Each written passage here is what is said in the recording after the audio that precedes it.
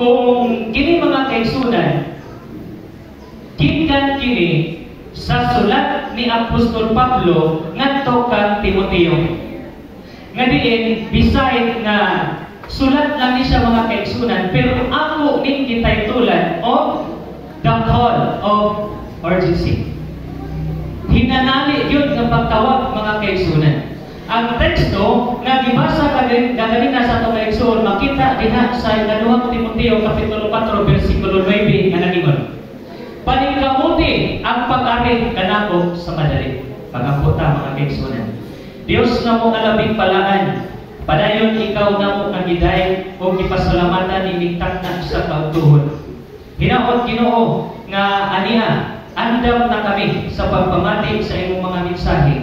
Hinaot nga ang kaalam nga langit nun nga imong ipadalas matamo sa kanamo, imong kining igahatag nga sigun sa imong mga kahubuton aron ang mga pulong mga mensahe nga among patalingugan karon amo kining mapamalandungan ilabi na gyud Ginoo sa amo nga pagdali ug pagduol nga naa kanimo samtang dili pa ulahi ang tanan. Kining tanan mo Dios among ginapangayo pinaagi kang Ginoong Hesukristo nga among bugtong nga Dios ug manluluwas. Amen. Kay mga kaigsunan, unsay hinungdan nganong gipatawag si Timoteo, nganong gisulatan niya si Timoteo nga pagdali pag-adto sa iya. Matod pa din mga kaigsunan diya sa ikaduhang Timoteo kapitulo 4:13. Inig arin nimo data ang kubo nga akong gibilit kang karpo. Na itulong kabutang mga kaigsunan, importante nga butang nga ipadala ni Apostol Pablo ngadto sa iyaha. Una, kubo. Ikaduha, ug ang basahon usab, mga libro. Ug ang ikatulo mga kaigsunan, ang mga sinulat, mga epistol or epistles. Mauna, ang gitugon ni Apostol Paul ngadto kang Timoteo nga modali ka og pag-ari o dalhan ning mga ako gitugon kanimo. And what is the reason behind nganong gipadali man siya? Especially kanang number 1 mga kaigsunan kanang upo. Because ni anang panahon na hapit na ang tigtugnaw mga kaigsunan. Paningkamuti ang pag-ari sa dili, pag-ari sa dili pa ang tigtugnaw. Kung sa lain pa rin na third mga kaigsunan sa ato ning season, sa Pilipinas naratay duha ka season. Una is ang kaning dry season o wet season. Mao naman Pero in other part of the country, sa European country o sa other part, naa sila upat ka mga klase sa klima. Una-una, kani gitawag og spring. Dayon, kani gitawag og summer, autumn, and winter. So, mag-focus sa mga kaigsunan kaning panahon sa tigtugnaw. Ako tanaw mga kaigsunan. Dini, paningkamuti ang pag-adhik kanako sa dili pa ang tigtugnaw. Kaya nga naman mga kaigsunan, unsa may mga katalagman sa diha ang magbiyahe sa tigtugnaw. Ang katalagman mauni. Kung magbiyahe ka pa lang sa tigtugnaw, naagilya ang tigbagyo. Sa ato din musunod kani sa buwan sa Hulyo, kuha na ang habagat. O na ang bagyo. No? Then sunod, unsa pa? Too cold for the passenger and crew. Kay sa una nga panahon mga kaigsunan, dili pareha sa mga barko karon nga mga cabin. Sa una daya gyud open ni guys tanan. That is why dili gyud necessary o dili gyud kana bitaw advisable nga mobiyahe ka panahon sa winter. Kay grabe gyud kaayo ka tugnaw. Then sunod, sea waters are hardened with ice and prone to shipwreck. So, kung magbiyahe ana mga kaigsunan atong nasliran nga sa una nga mga panahon ang ipaghimo nga mga sakayan mga kahoy ra baya. And then sa ilang nga pagbiyahe unya dili baya maila nga kung diha sa kadagatan nga kanang nga part is ice na.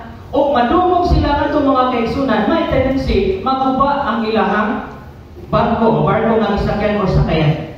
And then arina sa spring. Spring is the best season to sail.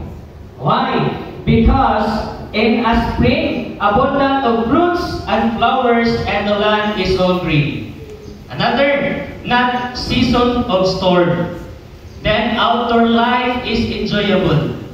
And this is what we call mga kaigsunan sa atong mga kinabuhi, the spring of life. Nga naman, why it is considered sa atong ang pagkinabuhi usab? Nga nang mitawag siyang spring of life? Tungod kay sa ato nga panahon karon, aktibo pagkaita. Sa spring of life nato mga kaigsunan, full of vigor and enthusiasm. Grabe kay kalagsik, Pasko, kusgan. Unya, ingon pa gyud, productive. Sunod, less physical problems, and that is the time, or it is the time to give our life, time, and effort to the Lord.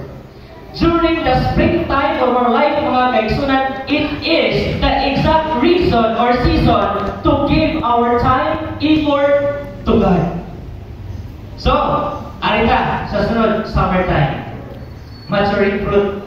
Panahon na sa kalimbuan sa Marso, April, Mayo, tingpunga na ginas mangga. Ating hinog na po sa mangga. So, maturing na. During na siya sa summer. Time of harvest. Time of maturity with some decision in life. Sa ato ka summertime o sa mga kaigsunan, mauna na ang eksakto nga panahon to decide kung kinsa o asa ka dapat mo alagan. Kaya nga naman, hinog na, mature na, o niya ang imo nga bunga, ang imo nga kanabitong katas, tamis na. Okay? Imo pa din eh, time can do more for the Lord. So, ang giingon mga kaigsunan, come on a springtime of your growing strength. So, matang pa din eh, nga, come on the springtime of your growing strength. Doon sa Diyos, samtang Pasko pa. Ato ni timanan mga kaigsunan, ato ni tuhaan mo niya, kung unsa niya abot, ipasabot nato karon. Ang giingon, doon sa Ginoo, samtang Pasko pa, sa unsa nga paagi, aron sa pagserbisyo o pag-alagad kaniya. And then, come on the summertime. Now, come on the summertime of your maturing strength. Doon sa Ginoo mga kaigsunan, or doon na sa Ginoo, samtang lit-on pa ang ato ng pagdesisyon ngadto og alang sa Ginoo. Ang tambag mga kaigsunan, do not come on winter. Ang ingon, come before winter of your physical strength. Kung atong pinisayon, dumuol kita sa dili pa muabot ang tingtugnaw sa atong physical strength. Ano man mga kaigsunan? Unsa man ginaa ini? Kaya nga naman, kung muabot ang tingtugnaw sa ato ng physical mga kaigsunan, nga naman, the youth of life passes by. Kining panahon na mga kaigsunan, kaning tingtugnaw sa ato nga kinabuhi, diha na muabot ang daghan nga pagmahay. Niagi na ang daghan ng mga pribilehiyo. Pero ato lang gid pabaylan. Unya pagko lang nato na nahatagan og pili. Kay susama sa inyong makita mga kaigsunan imunhanan. Usa ka bata na nagtan-aw sa salamin o nakita niya ang reflection. Sa diha di ay nga mulabay na ang pagkabatan-on sa tao, di na din na mubalik mga kaigsunan. Di na yun mubalik mga kaigsunan. Muna na puno na yun sa pagmahay, ilabi na yun kaning mga bata na mga tigulang na mga kaigsunan, daghan na din kayo mga pagmahay. Then sunod, come before winter of your physical strength, kahit tungod man, makaingon na ta mga kaigsunan, I have no pleasure in them. Kung muabot na ang tingtugnaw mga kaigsunan, mo makaingon na ta nga, awat na. Wa na ko'y talipay sa pagpuyo din nga kalibutan. Especially kay mga kaigsunan narita sa mga kanibitang senior citizen, mga dual citizenship. Filipino citizen o senior citizen. Manay nakalindol sila, dual citizen sila. Okay. Kaya kung imo tan-aw mga kaigsunan, kanang koreksyon ikaw kung mali. Pila sa inyo nakakita din nga tanang mga tigulang nga imong pagtan smiling. Be, kanang bitaw Suba na. Pila ka buhok sa inyo dili mga kayo sa tanan ninyo ang mga tiguang ang sugatan o makitaan, smiling na kayo. Kasagaran atong makita mga kaigsunan ang mga tiguang atong mabagtan, pulos yun mugot og naon mga kaigsunan. No? Pulos yun mugot kay nganuman. Ngayon today nga naglamot na sila kaugalingon kay nganuman. Ang springtime sila man kinabuhi, ilan ang gilabyan. The summertime sila man kinabuhi, ilan ang gilabyan. Hangtod na abot na sila sa winter time sila man kinabuhi. Amo na namukot na kayo sila. Musuko o apo, balibaran sa apo, masuko. Ini kasuko, kuha o punal, ini punal, kakita sa apo sa punal, ang apo to na sa lawas. Yan, bumukot pa ang tingawang na, sa gudsod bagalit ang lakat. O, ang kamo, umulan na to. So mga kaigsunan, that is the winter. Tingtugnaw sa physical strength na ito mga kaigsunan. Di ba nga, ayaw o tumuol kita sa dili pa ka na maabot. Okay, hindi nga bagay nga, come before winter on your physical strength, before life getting darker. Mga kaigsunan, kana-natay, mo na ginatawag na panahon na sa winter. Tingtugnaw na sa atong physical strength. So ginayon, dili na to paabuton nga ito nga kinabuhi will become darker.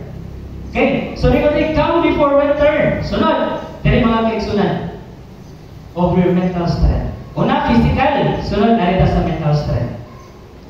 Kaya kung mo abot na sa panahon mga kaigsunan nga mutik ka na ang ato nga una-una, ang ato nga utok, mo na ang resulta. Retreats to the security of the old and familiar. Kung unsa na ang ilang na antiguhan sa una, o unsa na ang ilang nahibaluan sa una, fix na. Bisa pag-unsawon pa nimo og tambag mga kaigsunan, bisa unsawon pa nimo og sulti, tanawang mga tiguang tambagi. Ingat ka, sabat niya. Naguna pa ko sa inyo sa duyan. Kamu na. Kaya kung sa ang ilang nahibawan mga kaigsunan, okay na, fix na. So, muna ngayon, kaya kung matigulan gani mga kaigsunan, secured na ang atong nahibaluan. Unya, sa atong magkikinabuhian, unya, may na sila mga kaigsunan, oy, kanabita magbuwan nita, mag-Bible study ta, may na mga tiguangan. Kung unsa ang akong namatan o kahaya, maoy ako pagkamatyan. Kung unsa pag fix na mga kaigsunan, it retreats to the security of old and familiar. Kung unsa na ang ilang naibawan, di na kita nimo mausap, bisa kung saan pa na nimo. O niya, sunod, kung mabot na ang tingtugnaw sa atong utong mga kaigsunan, it is a fine decision-making difficult. Maglisod na pa, decision. O niya, sunod, arita, ika-tulo, ventures let a little and unable to dream. Dili na. Wala na mga pangandoy, may mo na lang na, kontento na lang ko sa kinabuhi. Okay na ko magulat sa Ginoo, well, makakaon lang, makainom ng tubig, o sa pa ng mga bulatan, tiyak na, okay na, fix na, okay na. So, kaya naman, winter na sa ilang desisyon, ilang pangutong mga kaigsunan. Then, sunod, matod pa din forget recent and remember the long past. Wala ilang diskutan ng mga tigulang mga kaigsunan, kundi ang mga nanagi. Maayo kay na pamatiod o history. Maayo kay na sila pasulti ng history kay memoryado na tanan.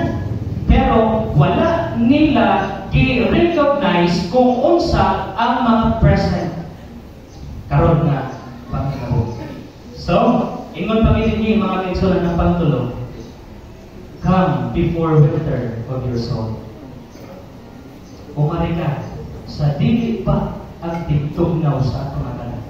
Dumuon ka sa utang dili pa tingtugnaw sa atong kanan. Kaya nga naman, before the heart is hardened like the winter ice that hardens the brooks and river and is hardly capable of making decision for Christ. Kay bisan pag-usaw ng mga kaigsunan, sultihan na nimong impyerno, may mga na, Brad, okay na ko. Pahalag isugnod ko sa impyerno, okay na ko. Di na, subot na ako, di na naman. Satisfy na ko, nakontento na kaya ako isugnod sa impyerno. Kaya natakbaw ng ko nini nga kalibutan. So, mao kana mga kaigsunan. And then, ningon din nga before you can sit and move by the earnest appeal. So, ang tiguang mga kaigsunan, o bisan kinsa, na bisan pag-unsaon pa na niya nato paghatag, pagpadasig mga kaigsunan, dili gali na mahirog, kana ang panahon mga kaigsunan, mao na kana ang panahon sa ating tugnaw. Dayon, dili nato paaboton ang tingtugnaw sa ato nga kalag. Kaya nga naman, kay sa panahon nga moabot dali mga kaigsunan, dili na ta mamati o Bible study. Kaya nga mga kaigsunan, that is the winter time. Tingtugnaw na. No? Tingtugnaw na. Dili na mutrawat sa minsay, ano man, nabuwag na mga kaigsunan sa tingog sa Holy Spirit. Okay? So, matod pa din mga kaigsunan nga sa study sa evangelism na bahid. Study of Missiology. Na ang edad 16 by 16, 40, 65. Tanawa ang kalaingan mga kaigsunan kung pila kabuok ang tao nga makonvert. Awa ha. Kung anta sa 16 na ay 100 kabuok nga Adventist, pila ang magpabautismo mga kaigsunan? Doon ay 14. Sunod, kanang nag-edad o 26, naagapoy 14. Kanang pong nag-edad o 40 mga kaigsunan, atong tanawon kung pila nakabuok ang magpabautismo. Napulog na lang pa. And the worst mga kaigsunan, ang tao na nag-edad na o 65 pataas, sa usa ka 150 kabuok Adventist, ang magpabautismo na mga kaigsunan mo na. 1/3 sa mga tigulang mga kaigsunan. Do not wait. Dili na ito pabuton nga mabot ang tingtugnaw sa ato ng mga kalag. Kaya nga naman, we cannot decide alang sa pag-alagad nga ito sa Ginoo. Kay tingtugnaw naman mga kaigsunan.